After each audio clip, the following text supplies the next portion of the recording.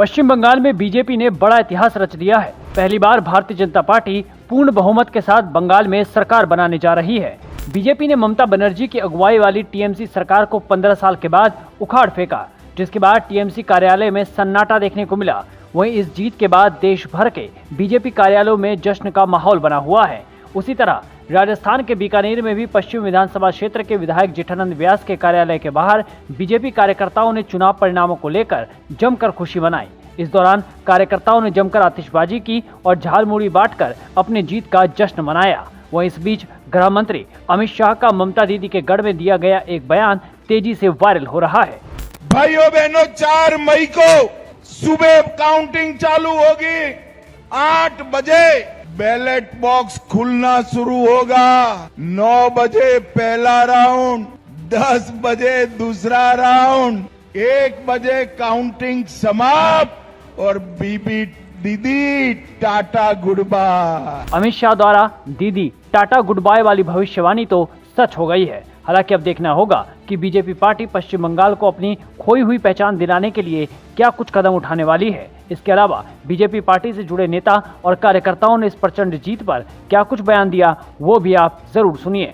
हम कहते थे जहां बलिदान हुए मुखर्जी वो कश्मीर हमारा है, अब कहते हैं जहां अवतार हुए मुखर्जी वो बंगाल हमारा है। इसके साथ में जिस प्रकार की बंगाल की जनता ने जो तानाशाह सरकार थी ममता की सरकार को उखाड़ के फेंका है, ये बंगाल में टीएमसी को ये आम महिला की हाय लगी है।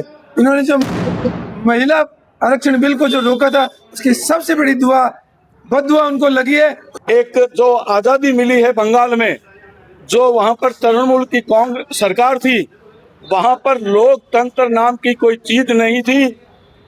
इस देश के यशस्वी प्रधानमंत्री जी ने, देश के गृह मंत्री जी अमित शाह जी ने ऐसी रणनीति बनाई और जनता को ये आदेश दिया कि जनता भय मुक्त होकर के चुनाव में हिस्सा लेवे और किसी प्रकार से आपको डरने की जरूरत नहीं है। तृणमूल के कार्यकर्ता आए दिन कभी प्रधानमंत्री जी को धमकी, कभी हमारे गृह मंत्री जी को धमकी कि 4 तारीख के बाद आप कहां जाएंगे। तो हिंदुस्तान की जनता ने, बंगाल की जनता ने ये सिद्ध कर दिया है कि यहाँ के प्रधानमंत्री तो हिंदुस्तान में रहेंगे और हिंदुस्तान का नेतृत्व करेंगे। और मोदी जी का जो विजन है भारत माता को पूरे विश्व पटल पे 1 नंबर में लाने के लिए, और मोदी जी की जो विकास नीति है उन सबको समर्थन करने के लिए जनता ने जनादेश दिया है, उसके लिए धन्यवाद। कार्यालय में मिठाइयाँ बांटी गई है, पटाखे फोड़े गए हैं और सभी ने एक दूसरे को गले मिल करके इस अद्वितीय जीत के लिए बधाई दी है। आज तो हमारे मोदी जी ने ये कमल खिलाया है, अमित शाह जी ने कमल खिलाया है और सब जगह खुशियों का लहर है। तो मोदी है तो मुमकिन है, मोदी है तो मुमकिन है। केंद्रीय कानून मंत्री जी लगातार बंगाल जाते रहे। पार्टी ने संगठन स्तर पर 2021 के बाद में ही तैयारी शुरू कर दी थी। कभी किसी जिले में जाके कार्य किया, कभी किसी जिले में जाके कार्य किया और लगातार भारतीय जनता पार्टी के केंद्र की जो सरकार थी उसके योजनाओं को लगातार प्रचार और प्रसार किया और उसी का नतीजा है कि आज हम लगभग 200 सीट के आसपास जीत की ओर अग्रसर है। झालमुड़ी और रसगुल्ला बांटने का ही क्या कारण रहा? हम बंगाल का टेस्ट यहाँ बीकानेर के जो हमारे लोग हैं उनको कर रहे हैं कि मोदी जी ने झालमुड़ी खिला के जो लोगों में विश्वास पैदा किया कि मैं बंगाली हूँ, बंगाल के लोगों के लिए काम करूंगा।